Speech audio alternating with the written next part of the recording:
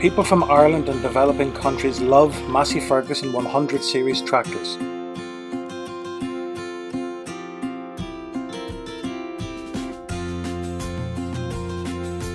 Massey Ferguson launched the 135s in 1964 as a response to competitor tractor launches. Best known was the 135, unveiled to Irish farmers at the RDS Spring Show in 1965. They had a 45 horsepower, 3-cylinder Perkins diesel 2-wheel drive engine. The 135s had a new linkage hitch which was popular with farmers. It was equipped with clear and simple controls. 135s were easy to maintain and parts widely available. Farmers often got 20 or more years out of them.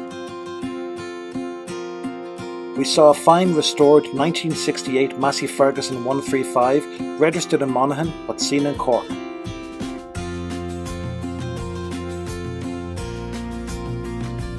Massey Ferguson 135s are in great demand in developing countries as an important aid to agriculture. Over 11 years, 400,000 plus Massey Ferguson 135s were produced.